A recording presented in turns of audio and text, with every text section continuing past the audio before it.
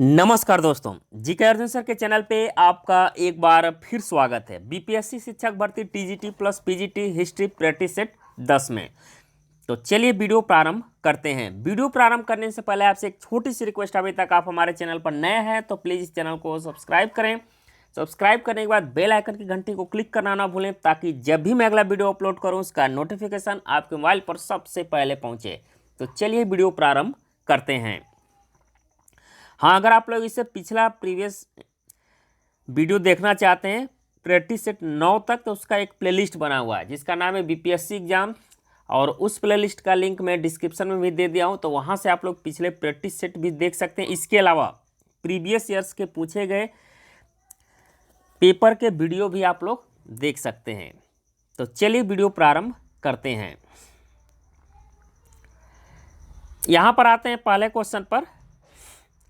दिया है बौद्ध धर्म से जुड़े हुए निम्न स्थानों में से कौन सा क्रम में है।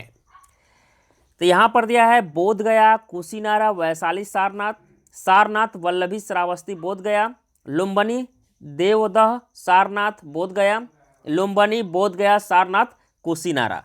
तो बौद्ध धर्म से जुड़े हुए स्थान पूछ रहा है, इसमें से कौन सा सही क्रम है, ये क्वेश्चन है। तो इसमें आपका जो राइट आंसर होगा डी वाला सही है, लुम्बिनी बोध गया सारनाथ कुशीनारा। तो लुम्बिनी में जो है गौतम बुद्ध का जन्म हुआ था सबसे पहले, यानी क्रम में यहाँ पर बताना है सही क्रम क्या है। तो लुम्बिनी में जन्म हुआ था, बोध गया में इनको ज्ञान प्राप्त हुआ था, और सारनाथ में प्रथम उपदेश दिए थे, और कुशीनारा में इनकी मृत्यु, जिसको महापरिनिर्वाण कहा जाता है, और उपदेश जो दिए थे सारनाथ में उसको धर्म चक्र प्रवर्तन कहा जाता है। तो 80 वर्ष की आयु में इनकी कुशीनारा में मृत्यु हुई थी, ये भी याद रखिएगा। कुशीनारा उत्तर प्रदेश में है। तो ये क्रम है इनका, यानी बौद्ध धर्म से जुड़े स्थानों का सही क्रम डी वाला ऑप्शन है, लुम्बिनी बोध गया सारनाथ कुशीनारा। क्वेश्चन नंबर 2 पर आते हैं। दूसरा नंबर क्वेश्चन देखिएगा, सैंधव सभ्यता में युगल समाधान के अवशेष किस स्थल पर मिले हैं। युगल समाधान के आलमगीरपुर, लोथल, बनवाली, कालीबंगा। तो इसमें जो राइट आंसर होगा वो बी वाला ऑप्शन सही है, लोथल। तो लोथल से जो है युगल समाधान मिले हैं, और लोथल कहाँ पड़ता है, तो ये आपका गुजरात राज्य में भोगवा नदी के तट पर है लोथल। क्वेश्चन नंबर 3 पर आते हैं, सैंधव सभ्यता में निम्न में से किस वस्त्र के उल्लेख मिले हैं।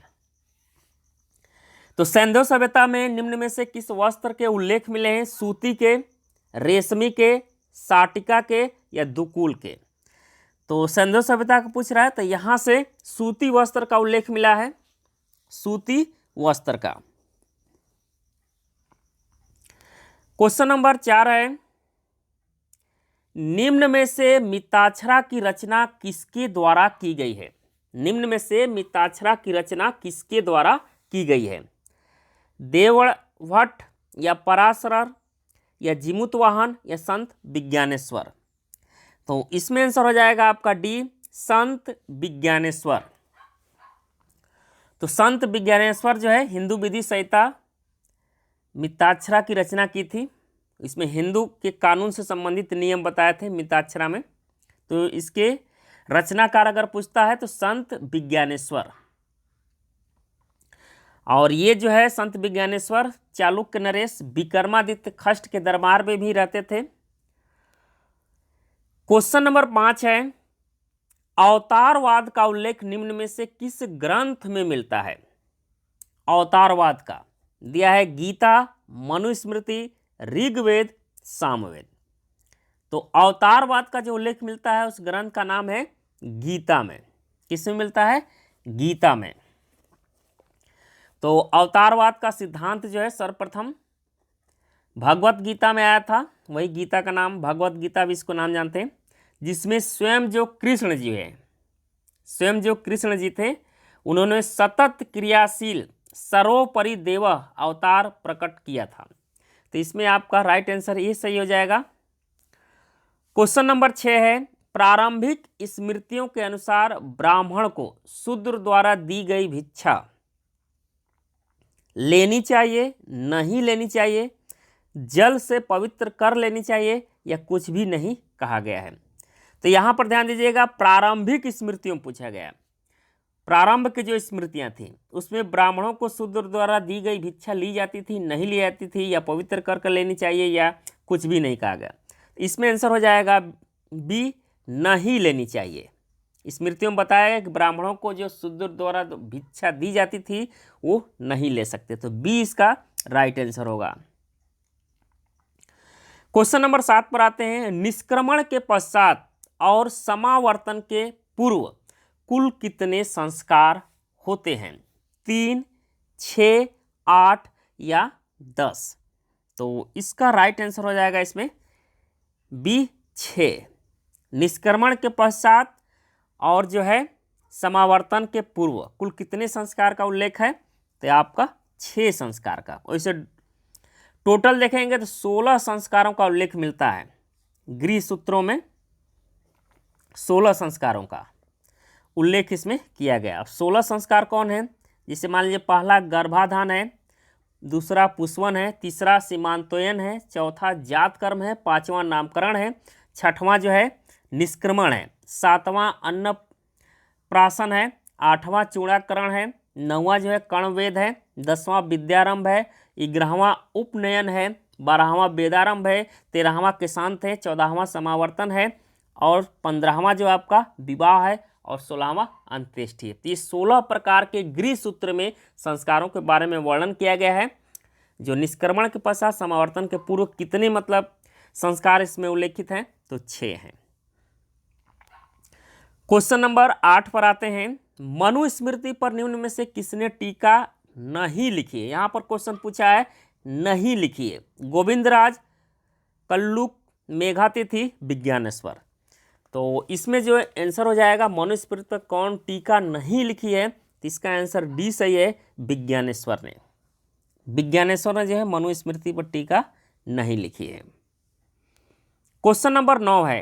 कायस्थ शब्द का उल्लेख निम्न में से किस नाटक ग्रंथ में मिलता है?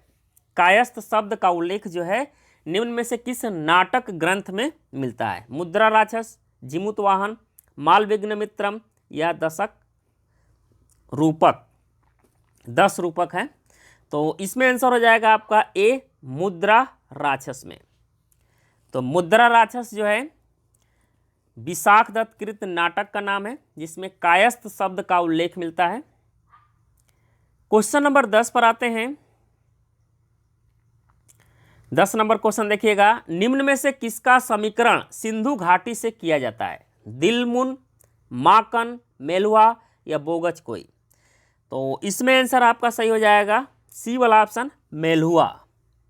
तो मेलुहा जो है ये सिंध अथवा सिंध क्षेत्र स्थित है। मोहनजोदड़ो का स्थल माना जाता था और यहाँ से व्यापार के लिए प्रसिद्ध था ये।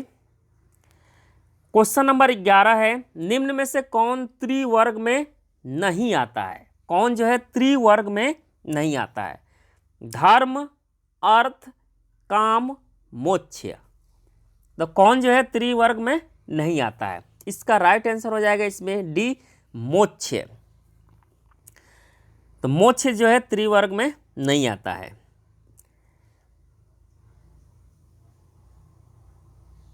इनमें से अर्थ का काम भौतिक सुखों से प्रतिनिधि है और धर्म का अगर देखेंगे, जबकि धर्म मोक्ष आध्यात्मिक सुखों से प्रतिनिधि है। मोक्ष मानव जीवन का चरम लक्ष्य है। तो इसमें त्रिवर्ग में अगर पूछेगा कौन नहीं आता तो मोक्ष इसमें नहीं आता है। धर्म, अर्थ, काम ये त्रिवर्ग में आते हैं। क्वेश्चन नंबर 12 पर आते हैं। ब्राह्मणों की सर्वोच्चता की सर्वप्रथम आलोचना निम्न में से किसके द्वारा की गई थी?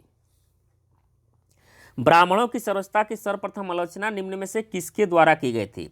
उपनिषद, वेत्ता, आजीवक, महावीर या बुद्ध?